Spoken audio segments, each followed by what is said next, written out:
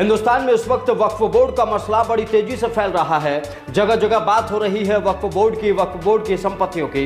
चलिए अब मेरठ का रुख करेंगे, जहां पर मेरठ के करीम होटल पर अवैध बताया गया।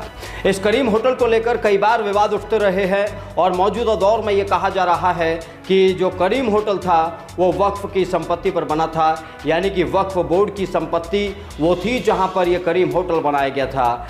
या तो वक्फ बोर्ड ने दावा किया होगा या फिर पहले से ये ज़मीन वक्फ बोर्ड की रही होगी और उसके बाद करीम होटल वहाँ पर तैयार किया गया होगा।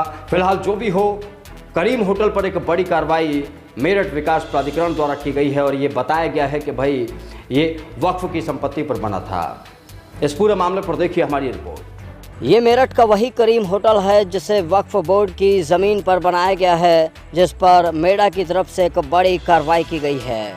मेरठ में बनाए गए आलीशान करीम होटल पर मेडा की तरफ से सील लगा दी गई है, क्योंकि वक्फ ने इस संपत्ति को अपना बताया है। मेरठ विकास प्राधिकरण के भ्रष्ट जइयों की पोल लगातार खुलती जा रही है। मेरठ में ईदगाह चौराहा पर एक करीम नाम से होटल तैयार कर दिया गया था, जो पूर्व में भी सील कर दिया गया था।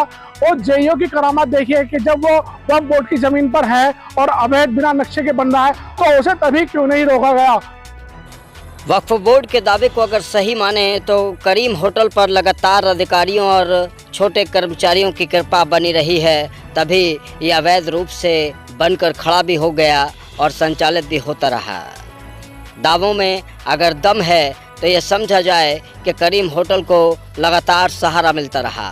पहले भी करीम होटल पर कार्रवाई की गई, उसके बाद फिर दोबारा ये खुल गया। अब दोबारा कार्रवाई की गई है तो ये लग रहा है कि करीम होटल पर यह कार्रवाई कोई कमज़ोर कार्रवाई नहीं है, क्योंकि एमडीए के नए वीसी अभिषेक पांडे लगातार ऐसी चीज़ों पर कार्रवाई कर रहे हैं, ऐसी जगहों पर कार्रवाई कर रहे हैं जो अवैध रूप से बनाए गए हैं। मेरठ के करीम होटल के वक्फ बोर्ड की संपत्ति पर बने होने के आरोपों के बाद अब सवाल उठ रहा है, क्या इसकी सील दोबारा खोल दी जाएगी। बताया जा रहा है सूत्रों के मामले कि प्रदीप त्यागी नाम का जो एक दलाल है उसमें बीच में पड़ा हुआ है, वही क्लाउड टावर में भी उन्होंने वहाँ पर सेटिंग का खेल करा था। जो भ्रष्ट जई हैं मेरठ विकास प्राधिकरण के, उनसे साठगांठ रखता है।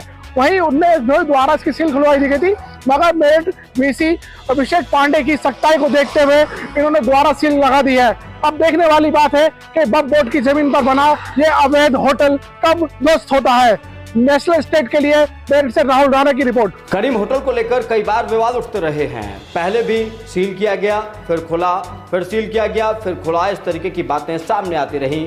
ऐसे में सवाल है कि भाई वक्फ बोर्ड की संपत्ति पर अगर करीम होटल बनाया गया तो कब बनवाया गया, किसने बनवाया, वक्फ बोर्ड उस वक्त कहाँ था, और सवाल ये भी है कि उस वक्त अधिकारी क्या कर रहे थे। और सवाल अब ये भी है, क्या दोबारा करीम होटल वहाँ पर वक्फ बोर्ड की संपत्ति पर चल पाएगा, ये सवाल बना हुआ है।